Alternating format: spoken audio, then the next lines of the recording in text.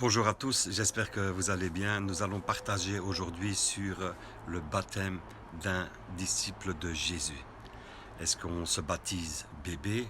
Est-ce qu'on se baptise adulte?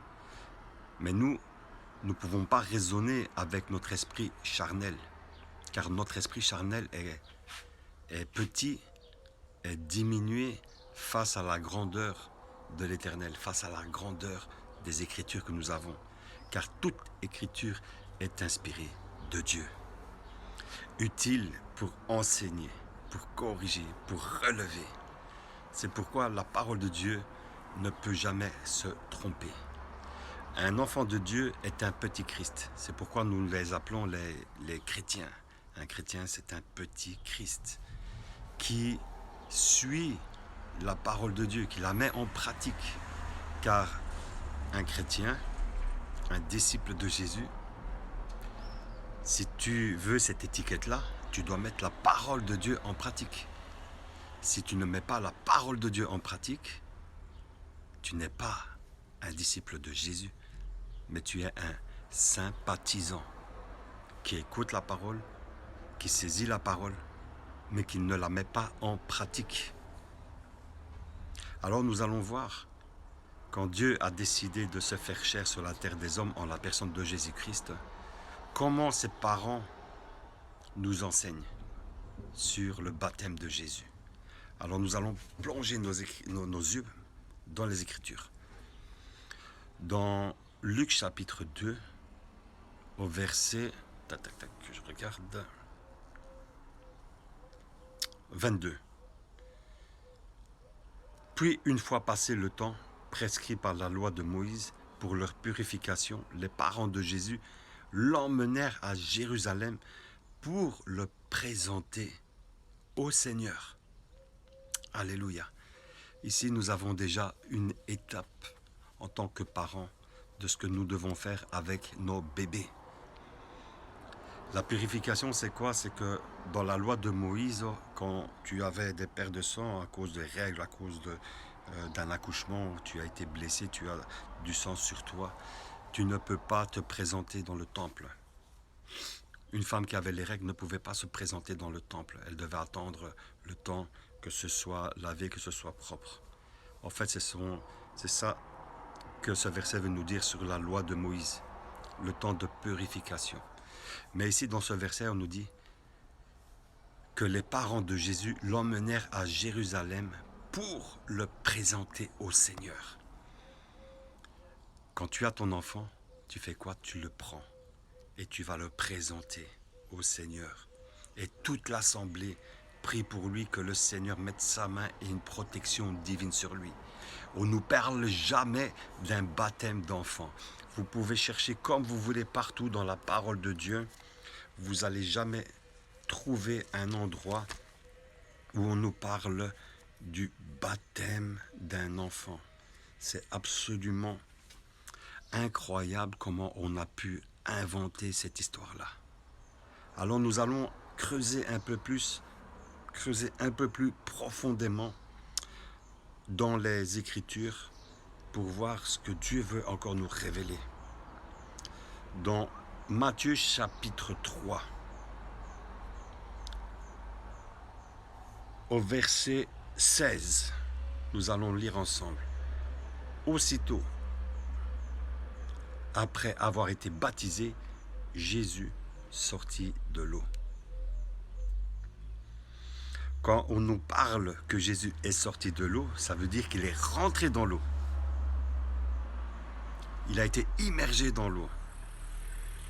Un véritable baptême ne se fait pas par aspersion, se fait par immersion. Et on nous enseigne ici dans ce chapitre que Jésus n'était pas un bébé, mais qu'il était adulte. Et on voit qu'il y a eu une lutte avec Jean-Baptiste. On voit que Jean-Baptiste a vu l'homme sans péché. Il a vu le Messie. Il a vu que ce n'était pas juste qu'il se fasse baptiser à la place de Jésus. Il a compris que lui, malgré qu'il prêchait la repentance, que lui-même avait besoin de repentance, qu'il n'était pas parfait, qu'il avait besoin d'être baptisé par la perfection qui était Jésus. Mais Jésus lui a dit quelque chose de très fort, de très juste. Il lui a dit, fais ce qui est juste aux yeux de Dieu.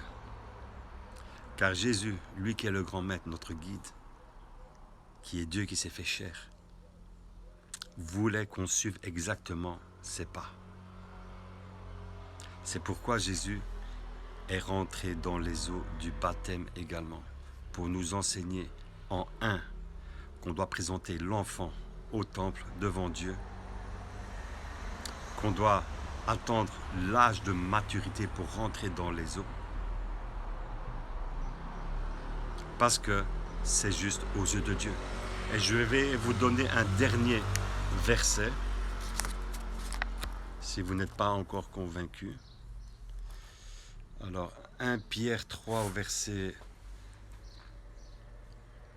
verset combien? Je lis un peu. Au verset 21. La Bible nous dit ceci. C'est ainsi que vous êtes sauvés maintenant, vous aussi. Ces événements préfiguraient le baptême. Celui-ci ne consiste pas à laver les impuretés du corps. Maintenant, ouvrez bien vos oreilles pour bien comprendre la profondeur de ce verset. Mais à s'engager envers Dieu avec une conscience pure. Le baptême est un engagement devant Dieu d'une conscience pure. Une conscience pure, ça veut dire une conscience qui se tourne vers Dieu. On n'a plus besoin de te baptiser sur la repentance. Parce que quand tu te tournes vers Dieu, déjà tout en toi est déjà repenti. Tout en toi a la révélation de Dieu. Tout en toi court vers les eaux du baptême. Le véritable baptême. Pas le baptême que vous faites pour faire plaisir à vos parents. Pas le baptême que vous faites pour faire plaisir à un petit ami, pour pouvoir accepter qu'il se marie avec toi. Le véritable baptême qui est conduit par l'Esprit de Dieu. Car c'est par l'Esprit de Dieu que tu as la révélation de Jésus-Christ. Et sans l'Esprit de Dieu, personne ne peut dire que Jésus est Seigneur. Moi, je parle de ce véritable baptême. Celui qui laisse son ancienne nature dans les eaux et qui ressort en nouveauté de vie. C'est ce qu'on appelle la nouvelle naissance. La nouvelle naissance.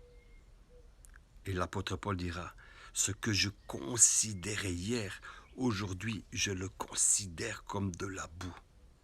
C'est-à-dire qu'il avait des intérêts avant quand il était charnel, quand il était loin de l'esprit, quand il était loin du Saint-Esprit, il avait des convoitises qui n'étaient pas à la gloire de Dieu. Il avait des idées complètement à l'opposé de la pensée divine. C'était une personne qui était assise dans les Écritures, mais qui était très loin de l'Esprit de Dieu. Qui était très loin. C'est pourquoi Jésus dira à Nicodème, je te le dis en vérité, en vérité. Il parlait de deux vérités. Une vérité spirituelle et une vérité charnelle. Une vérité que tout le monde connaît et une vérité que tu dois connaître avec le Saint-Esprit. Cette vérité spirituelle. Alors aujourd'hui, je t'invite à choisir le véritable baptême.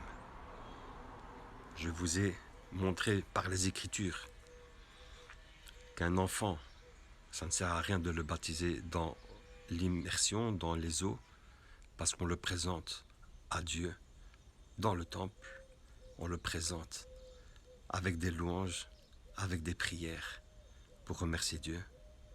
Ensuite, à un âge de maturité, on rentre dans les eaux du baptême, comme Christ nous a enseigné, comme Jésus sur la terre des hommes nous a enseigné. Mais avant ça, il faut être conduit par le Saint-Esprit. C'est une vie de prière, de méditation et de consécration. Et c'est ça que Dieu y cherche. Et ton véritable sera un véritable baptême. Ton véritable baptême que tu cherches. pas par aspersion, mais par immersion.